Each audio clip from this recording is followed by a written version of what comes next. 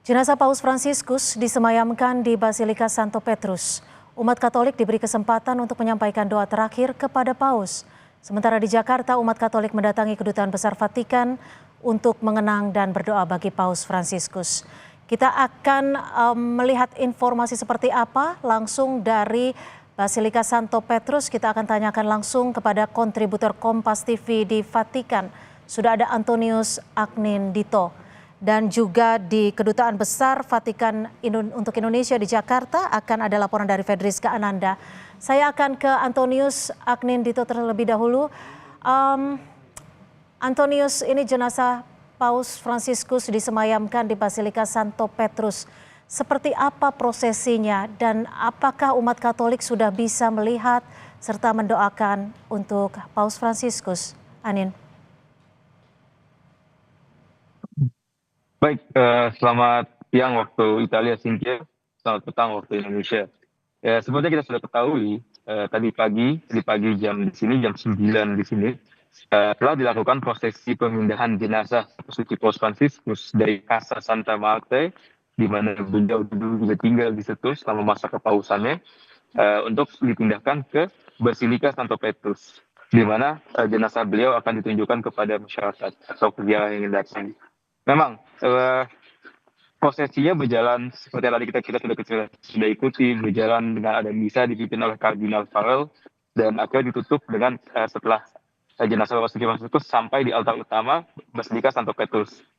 Nah, untuk para peziarah yang ingin datang atau para pengunjung yang ingin datang untuk berdoa atau memberikan salam perpisahan terakhir untuk Bapak Suci Paus Fransiskus sebelum beliau dimakamkan, diberikan kesempatan untuk bisa mengunjungi atau memasuki ke dalam Basilika Santo Petrus itu sendiri dimulai dari hari ini jam 11. Jadi sekarang sudah jam 11.31 di sini dan publik sudah mulai memasuki Basilika Santo Petrus dari tadi. Dan di belakang saya kalau bisa terlihat sangat-sangat ramai.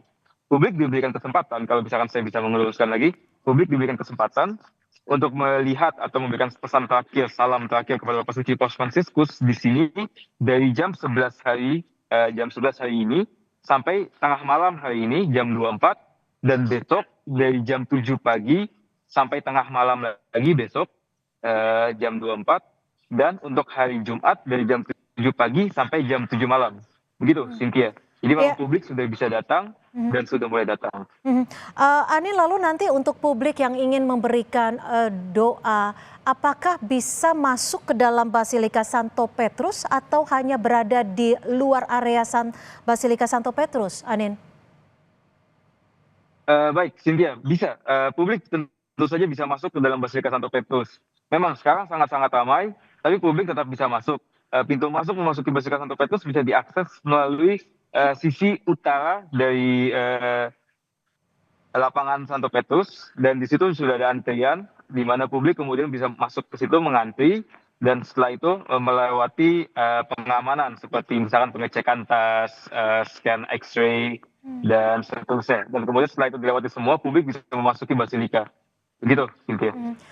Lalu Anin, jadwal prosesi selanjutnya setelah doa yang akan disampaikan oleh publik nantinya akan seperti apa sebelum prosesi pemakaman yang jatuh pada hari Sabtu mendatang? Baik, Cynthia. Memang sebelum prosesi pemakaman yang akan dilakukan pada hari Sabtu mendatang, jenazah Bapak Suci Paus Fransiskus tetap akan selalu ada di dalam Basilika Santo Petrus. Akan ada terus dari pagi sampai tengah malam, seperti yang saya sampaikan tadi. Tidak dalam artian di sini akan selalu dilakukan doa-doa rosarius di jam 7.30 setiap malamnya.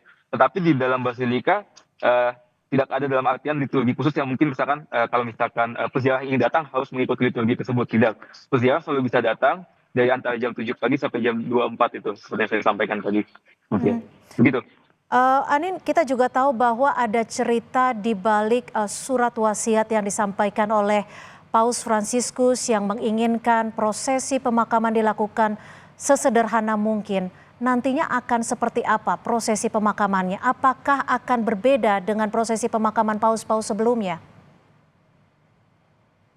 Baik, Cynthia, tentu saja memang sesuai dengan permintaan Bapak Suci Paus Fransiskus dan sesuai juga dengan gaya kepausan beliau yang mengedepankan keterbukaan dan kesederhanaan, ada perbedaan-perbedaan dari bagaimana pemakaman Bapak Suci Paus sebelumnya.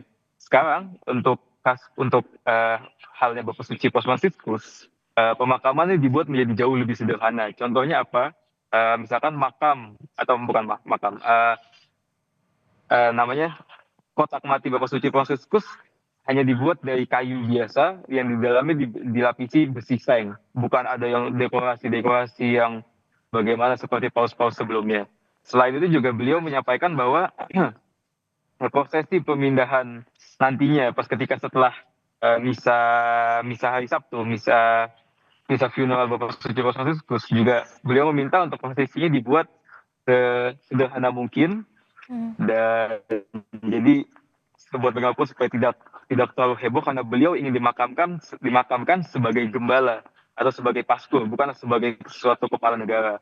Dan itu pun juga tercerminkan dari permintaan beliau lagi bahwa nanti di makam beliau tidak akan dituliskan mungkin tulisan yang seperti apa, dan beliau hanya ingin menuliskan tulisan Fransiskus gitu saja untuk menunjukkan kesederhanaannya, karena beliau ingin dimakamkan sebagai sekali lagi gembala dan pastor, bukan pemimpin suatu negara. Ada pesan kesederhanaan yang memang kerap kali disampaikan oleh Paus Fransiskus. Dari Vatikan, kita akan bergeser ke Kedutaan Besar Vatikan untuk Indonesia di Jakarta. Sudah ada Fedriska Ananda. Fedriska, apakah masih banyak warga ataupun masyarakat yang berdatangan ke Kedutaan Besar Vatikan di Jakarta untuk menyampaikan belasungkawa di sana, Fedriska?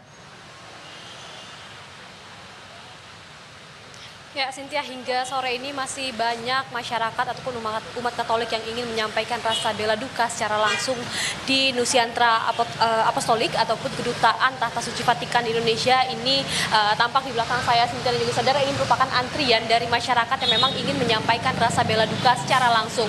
Artinya memang tidak hanya di Vatikan, namun bagi umat Katolik di seluruh dunia termasuk di Indonesia ini juga merasakan duka yang sangat dalam atas meninggalnya Paus Fransiskus pada Senin kemarin, di mana di kedutaan ini mereka akan membuka kantornya ini selama 3 hari, mulai dari kemarin, ini hari kedua, dan juga hingga besok pada hari Kamis ini untuk menerima ucapan bela duka secara langsung, di mana para pengunjung ataupun umat dan masyarakat yang kemudian ingin menyampaikan doa dan juga bela duka atas meninggalnya Paus ini akan dicatat di buku, kemudian buku ini akan dikirimkan langsung ke Vatikan, kemudian untuk dapat semoga ini doanya sampai begitu ya kepada Paus Fransiskus. Sehingga memang hingga sore ini kalau misalkan kami bandingkan dengan kemarin ketika kami di sini juga, Cynthia dan juga saudara, ini tampaknya lebih ramai dibandingkan dengan kemarin. Jadi memang dari Kedutaan Besar Vatikan ini membuka 2 sesi pada pagi hari pukul 10 hingga pukul 12 siang dan juga kemudian pukul 2 siang hingga pukul 5 sore. Jadi artinya besok ini merupakan hari terakhir untuk menyampaikan rasa bela duka sebelum pada pukul 18 waktu Indonesia Barat Kedutaan Besar Vatikan juga akan melaksanakan misa arwah di katedral untuk kemudian menyampaikan doa dan juga bela sungkawa begitu atas meninggalnya Paus Fransiskus, Cynthia. Terima kasih atas laporan Anda, Fedriska Ananda melaporkan langsung dari Kedutaan Besar Vatikan untuk Indonesia di Jakarta, dan juga sebelumnya Antonius Anindito langsung dari Vatikan. Terima kasih rekan-rekan.